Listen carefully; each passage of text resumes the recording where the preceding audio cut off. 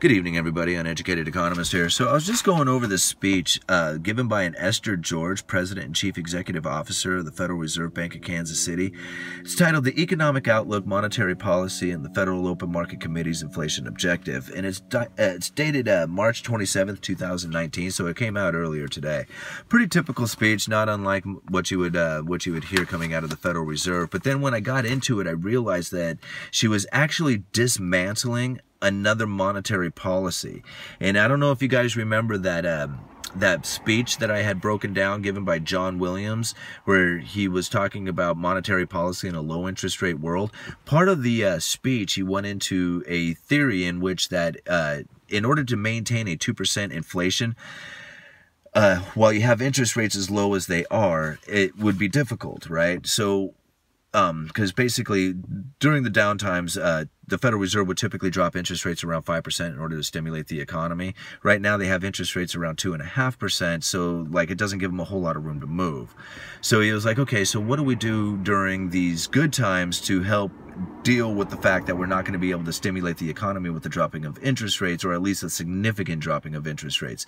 So the argument was that if you run inflation higher than 2% during the good times, like kick it up to like 3% and run it there for a while, when the downturns come and you drop down to say 1.5% inflation, then you'll have like a 2% average going on in there. Okay, does that kind of make sense? And then she goes in here to pretty much dismantle that whole policy. That's what this whole speech is geared up to do. And let me read this to you here. Let me find it. There's a bunch of stuff that I highlighted, but I'm just gonna give you the meat and potatoes of this part where she's pretty much, like I said, dismantling John Williams's argument there for running inflation higher than the 2%. She says, as we look ahead, however, there is a legitimate concern that monetary policy space could be limited in the next downturn because of the low level of interest rates. This has led some to argue for a higher inflation target or the adoption of some kind of price level target. While I see little value in pursuing a higher inflation target given the credibility we have built over the last decade around 2%, evaluating alternative policy strategies is appropriate. She doesn't go into what those alternative policy strategies are, but there is a link to it, and I think maybe I'll break it down. I'll find that and I'll break it down for you guys tomorrow. But what she does go on here as far as dismantling that idea about running inflation higher than the 2%, she goes on to say, while not prejudging the potential efficiencies of such strategies, I see both fundamental and practical issues to grapple with in moving to such regimes.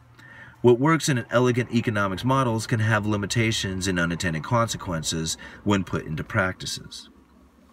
So she goes on to say here, for example, getting back to a 2% price level path that was based in the year just prior to the Great Recession will require a much longer period of above 2% inflation, right? So she's basically saying there is like, okay, so if you want to base this, you're going to run higher than 2%, where are you going to base this from? Are you going to start way back there? Because if you do, you're going to have to run above 2% for a long time in order to maintain a 2% once you drop down below it.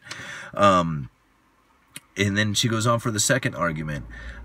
Given the difficulty over the last decade to getting inflation up to 2% on a sustained basis, it's not clear to me that adopting a price level target would be any more efficient or any more effective than our current inflation target, right? So she's basically saying, well, you want to get above 2% and we're trying to get to 2% and we're having, difficulties getting there, right? Given the difficulty over the last decade in getting inflation up to 2% on a sustained basis. So she's saying you want to run at 3%, we're having troubles even maintaining a 2%. So that was one of the other arguments I thought was pretty good. Third, a price level target strategy is time inconsistent. Third, the price level targeting strategy is time inconsistent unless policymakers can credibly commit to the following it, right? So that kind of makes a lot of sense there, that, these policymakers say, hey, this would be a good idea. It's probably going to take like 7, 8, 9, 10 years to follow through on all this. But by the time 10 years comes around, right, it has a whole new set of policymakers there, right? And then once inflation moves to around the 2% target, they're like the new policymakers in there might be like, hey, now that we're at 2%, that was kind of a bad idea. We'll just maintain this 2% inflation. And, and then they wouldn't be following through with this, with this policy, right? Let's see here. In the fourth argument, the time frame for achieving an average inflation target would be difficult to determine and to communicate.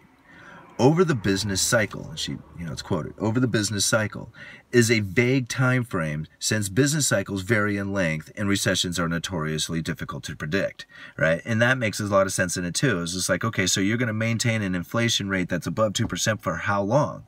For the business cycle, you don't know what the business cycle is. You don't know when the next recession is. You don't know how long and to what extent these things are taking place, but yet you're going to try and maintain an inflation rate based on this cycle. Anyway, I thought that was a pretty decent argument against it too. In conclusion, what she has to say here, I thought was pretty interesting.